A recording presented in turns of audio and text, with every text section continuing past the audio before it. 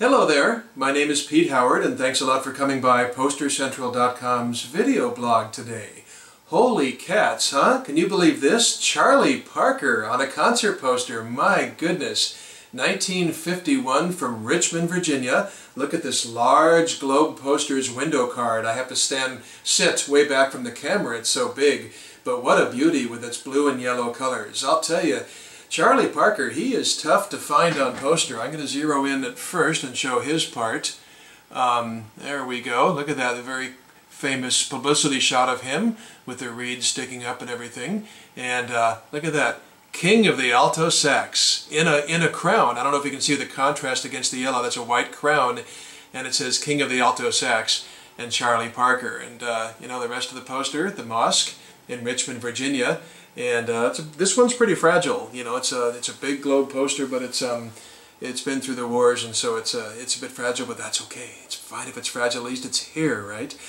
So Charlie Parker, boy, he you know, we lost him at the age of 34, and here at this poster at the time of the show, he was only 30 years old.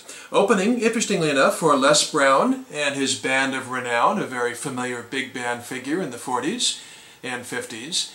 And as I said, if I can get this down a little bit, the venue info at the top there, we're missing a little bit of the upper right-hand corner where the 22 was, but it is April 22nd, and of course doesn't give the year, but the year is 1951 at the Mosque Auditorium in Richmond, Virginia. So that's pretty cool. But you know, the poster, I was going to say the Parker belongs to Parker. Look at that. The poster really belongs to the guy who just doesn't turn up on concert posters very often, and that's Yardbird, or just Bird, of course, Charlie Parker himself. It's just so sweet to see him on a poster like this. You know, Miles Davis once said you can tell the history of jazz in 4 words. Louis Armstrong, Charlie Parker.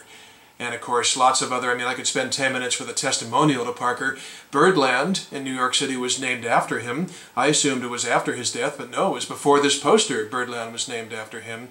And of course, Clint Eastwood did a major theatrical motion picture, a biopic documentary of Bird's career and life in 1988 called Just Bird. So, boy, to say he was a major instigator of bebop or a major figure in the development of bebop is an understatement. I think he's probably the most important guy when it comes to bebop jazz. And of course, unlike big band swing, which came before it, and smooth jazz and stuff, which is easy listening jazz, or even, you know, that's disparaging a little bit, but boy, bebop came along, and even hard bop, and of course it was characterized by fast pace, you know, really up-tempo, a lot of improvising, not, you know, long straight melody lines, and virtuoso technique. And when you're talking about a virtuoso of the sax, you definitely are talking about Charlie Parker.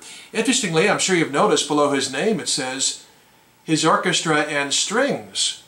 Yeah, his orchestra and strings. Well, that's, you know, kind of funny, but it turns out it's actually perfectly appropriate, because Parker was like a keen student of classical music, and he had you know, a career-long desire to play with an orchestra and strings and stuff, and so he finally realized it.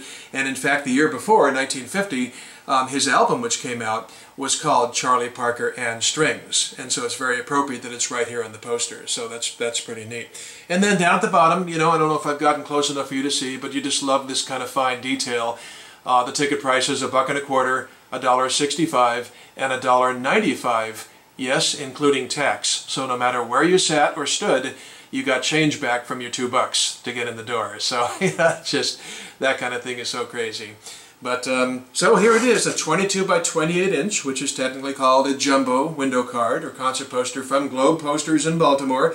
It's a bit covered up by paint down at the bottom, but this thing is really, you know, I don't know, I can swing it around or whatever. It's got paint and shellac on it and everything else, because it was actually found entombed inside the walls of a really old building that was being torn down. So it was up to sell tickets, and then it got, who knows what year it got covered over, and then was liberated 60 years later. So that's one of the great things about being a poster collector, is finding these things in the way, you know, where you find them. You know, they're not always in frames on people's walls, I'll tell you that much. So there you have it. Boy, I don't know when I'm going to be able to do a Charlie Parker poster next, but it's really a pleasure to do this one against that nice yellow backdrop with a great smiling picture and King of the Alto Sax. And so this makes this one of the King of the Jazz concert posters as far as I'm concerned.